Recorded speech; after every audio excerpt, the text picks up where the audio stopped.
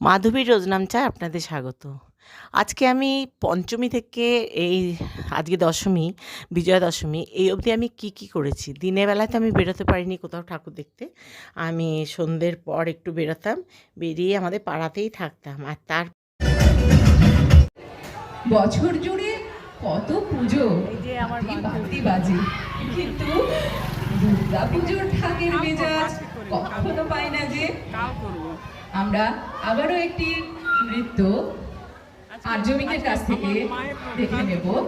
ঢাকে যেই পড়লো কাঠি জমজমাটি আসরে, হইচই মনটা নাচে, ঘন্টা তোলে কাসরে, এলো মা দুর্গা ঠাকুর আবার পুজোর আসরে।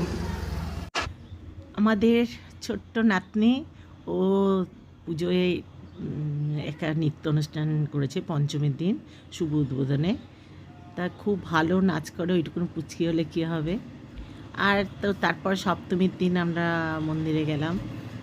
সপ্তমী দিন বান্ধবীদের সাথে হই হল্লা করে কাটিয়ে দিলাম, ভালোই লাগলো। সন্ধ্যের পর থেকে মন্দিরে যেতে তখন যতই শরীরে কষ্ট থাক না কেন চলে যেতাম। আর ভালো, তারপরে আর একটা জিনিস হয়েছিল, আমাদের অষ্টমীর দিন আমাদের পাড়ায় একটা অর্কেস্ট্রার অনুষ্ঠান হয়েছিল। সেই অর্কেস্ট্রাতে তো যারা গান গাইছিল তারা তো খুবই এনজয় করেছে। আমাদের পাড়ার মানে ভালো দেখে ওরা তো আমাদের সামনে এসে মানে অডিয়েন্স এসে নাচছে। এই যে মেয়েটি দেখুন নাচছে, ছেলেটিও নাচছে, মানে এরা গান গাইতে এসেছিলো অর্কেস্ট্রার সঙ্গে। তাছাড়া আমরা আজকে থার্ড জেন্ডার যাদেরকে আমরা কিন্নর বলি, হ্যাঁ, তারাও আমাদের সাথে আজকে যোগ দিয়েছিল।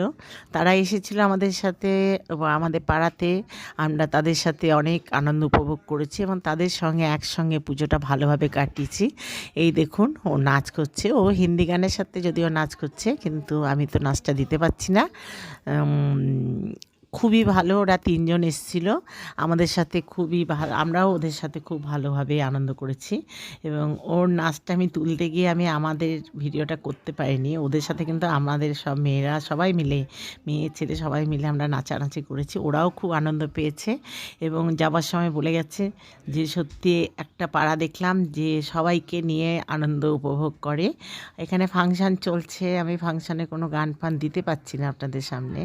যাই হোক, দেখতে থাকুন, ভালো লাগলে লাইক শেয়ার সাবস্ক্রাইব কমেন্ট করবেন।